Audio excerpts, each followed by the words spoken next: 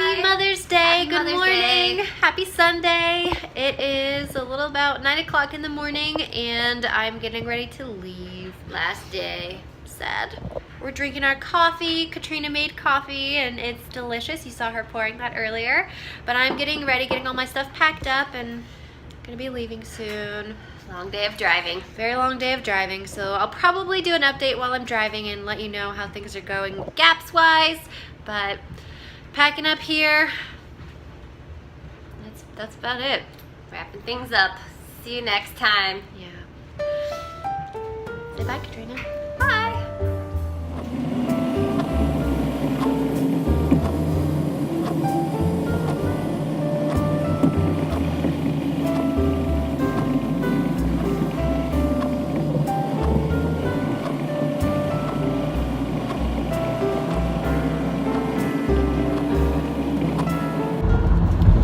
On the road, so sad to say goodbye, but I'm very grateful for the time that I had with my sister. We had a really, really lovely time, and I just wanted to say, Katrina, I know you're watching. Thanks so much for a wonderful time. It was great.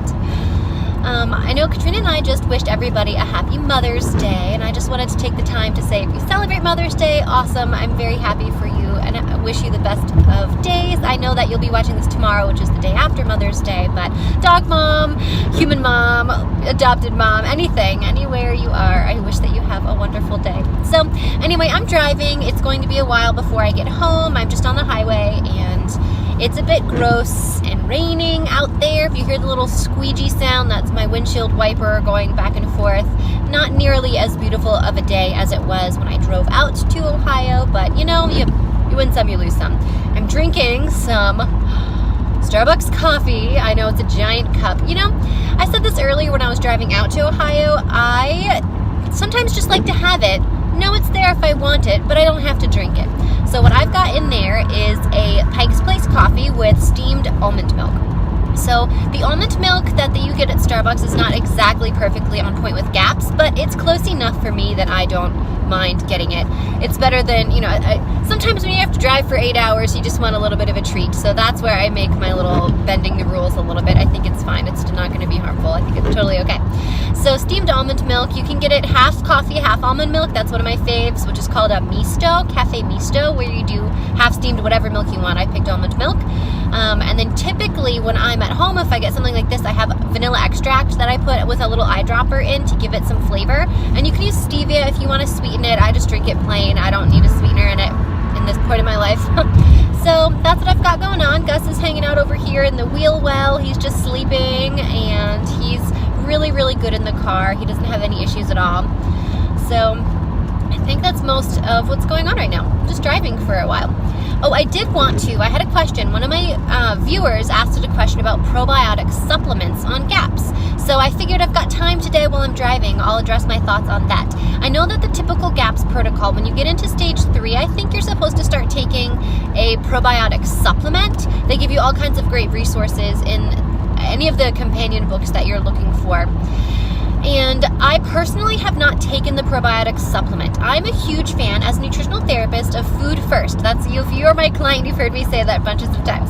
Food first, food first. If you can get probiotics from your food, then that's brilliant. That's perfect. So that's where I've started with just foods, and I seem to be doing really well. That's why I make sure I have my sauerkraut or kimchi or fermented pickles or even fermented pickle juice. I have something fermented at every single meal to help boost the probiotic content of that food. While I was here with Katrina and Peter, we had kimchi, which is it's kind of like sauerkraut, but with spicy things, not just plain salt.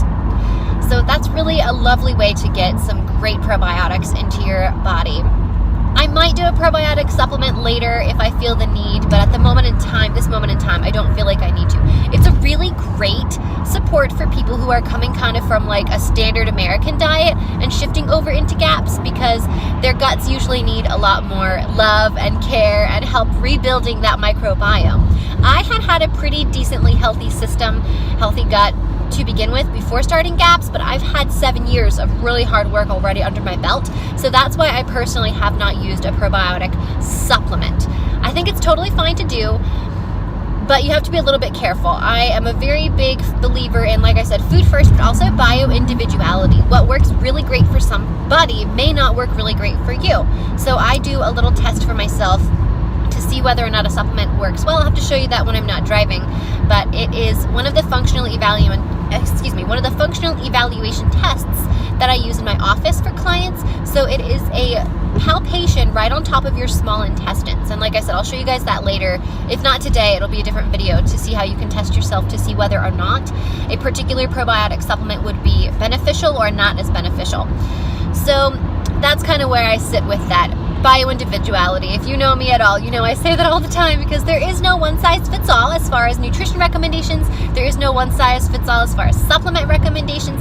And even when you're in a protocol like GAPS, there's still aspects of bio-individuality. I had a client ask me the other day who's doing GAPS right now, when can I ever eat a potato? Can I just like bake some potatoes and make them into French fries? And I said, you know what, client, I think that's fine, honestly. I know potatoes aren't allowed, strictly speaking, on the GAPS protocol, but if all of your symptoms are gone, you haven't had any of the symptoms, you are having stellar bowel movements, you have no gas, you have no bloating, you have none of the symptoms that you were starting out with, that's wonderful. First of all, congratulations, good for you. And if you feel that way and you want to make a little potato snack, even though potatoes aren't allowed, I think it's fine. You take it, you taste it, you introduce it just like you introduce some of these other foods a little bit at a time, and you see how your body reacts. Because, like I said, this is a gut healing protocol. You're supposed to be healing and sealing and repairing the gut function so that you can eat normal foods and not feel miserable. Now, that's not to say go back to eating McDonald's breakfast sandwiches every day or donuts or whatever it is. Not to say that at all, but to say that when you go out and you have a special birthday dinner with family, get the cheeseburger and French fries. That should be okay once in a while. You're not doing that all the time. You're not doing that every weekend. You're not doing that every day. So once your body is well equipped, you should be able to handle that kind of food without drastically terrible consequences. Now, on the same hand, if you go and you eat your homemade French fries, or even if you go out and you buy French fries from a restaurant, and you feel miserable the next day and all of your symptoms flare and you got a horrible headache and diarrhea and you can't sleep, and okay, so we know that your body's reacting and that's probably not the best food for you right now. That's okay. You test it out. You want to see. I know even Dr. Natasha Campbell-McBride, who kind of pioneered this whole GAPS protocol, makes qualifications just like that. Strictly speaking, chocolate's not allowed on the GAPS diet. However, she herself has written an addendum on her big forum board on the website saying once all your digestive symptoms have been resolved and you feel good, you can try it out. That's bio-individuality. That's the whole purpose. I know that it's a little bit scary to kind of think this GAPS protocol could be 2 full years long, and it might be. For some people, that may be how long it takes to do repair. Remember, our bodies are constantly changing and growing, and our cells are cycling out. Old cells die, new cells grow. We are physically, 100%, all of us, a brand new body every 7 years. So if you think it takes 7 years to rebuild all of your cells, it could take some time to rebuild your gut. That's okay. It happens. It works like that. But the beautiful, wonderful, amazing, super cool thing is that you can rebuild. You can repair that gut as long as you're doing the things that are nourishing and helpful to your body. So another question that I got from a viewer was, is there a vegetarian or vegan protocol that is similar to GAPS that would have the same effect? And in my understanding, that's not how it works. Our bodies, we are physical flesh beings, and in my understanding, like heals like. So sometimes you need to eat glandulars, such as liver, which is a really big component here in the GAPS protocol, to help heal your own liver. So as flesh-based beings, we do need some flesh, in my opinion, in my research, in my study, in the diet, and that's why collagen, first of all, collagen is the most abundant protein in our bodies. It's like the glue that holds all of our cells and membranes together. And without eating enough collagen, we can have insufficient collagen in our body. We do create it, so it's not completely necessary. It's not a vital nutrient, but it's helpful when our body doesn't have to work so hard, right? When we can ingest these things that are healing to our system. And you get a lot of collagen from the stocks and the bone broths and all of the animal products that we consume. So I think that unfortunate reality is there's not really anything I know that we can do about that. I don't know of any plant-based sources that can have the same effect as these healing broths and stocks in the body. So if any of you are listening and you know more than I do in that regards, please feel free to let me know. Send me a message, write me on Instagram or Facebook or YouTube, and I'm happy to interact with that. And I'm always learning, so like I said, to the extent of my knowledge, it's not possible to do in a vegetarian or vegan way. Oh, and I wanted to go back, I know I'm jumping around a little bit, but going back to the probiotics, as soon as I get home, I kind of had a plan in mind for this vlog series and going through the GAPS protocol as far as reintroducing dairy goes. So I'm going to, the next phase of my journey here is to introduce dairy products. When I get home and settled in the next couple of days, I'm going to start with ghee, and then I'm going to follow, they have a little stair-step ladder that takes you through which dairy products to introduce, and then you'll get to see me make my own raw milk fermented yogurt and kefir and cheeses. So I'll make videos all documenting that process so you know how to do it for yourself. I've done some of these types of things in the past. I've made cream cheese before and sour cream with raw milk, but I haven't done it in the recent past because I knew I was a little bit off with digesting dairy. So now I'm making it through these stages. I'm in stage 6. I'm almost done with stage 6. I've introduced a couple of things, I think, from the full GAPS diet that were not exactly stage 6 approved, and I feel fine. So we're going to just jump right on in, and I'll start introducing dairy and take you through that process, and I think it could be super fun for you guys to watch. Now, for real, I'm done with all of my updates. This has been a really long update, but it's probably the only update you're going to get in the vlog today. Yeah, I'll be driving, and maybe I'll check in with you in a little bit. Hi again. I am still driving. It is 2:30 now. I left Kat's house around like 9:30, 9:20, something like that this morning, and I just wanted to check in with you and let you know that the weather has gotten a little bit better, and I've decided it's actually pretty nice traveling with a little bit of drizzle, not enough to cause a lot of problem with rain. But you know what? When they have road construction sites, active work areas, pretty much they don't work at all when it's raining. So, or at least where I've been through today, it's been smooth, completely, utterly smooth sailing. I've been very happy with the drive today so far. I wanted to address a question that I know some of you are going to ask me. What do you do for food while you're driving? I know I kind of talked about it in my video of my drive out to Ohio. I'm definitely in Pennsylvania now. And what I've done is actually I've spent a lot of time, and I do this with all of my clients. My goal for people is to be what I call metabolically adaptive. So what does that mean?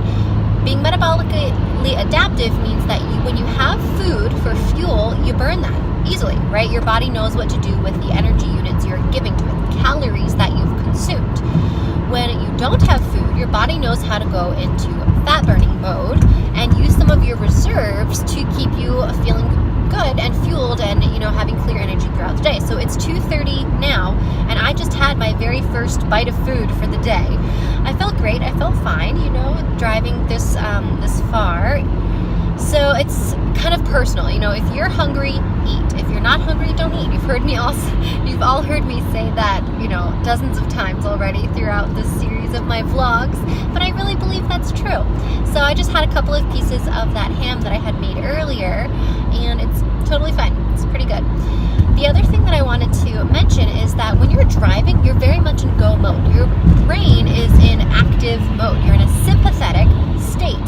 That's the part of your autonomic nervous system that's responsible for the flight or fight response.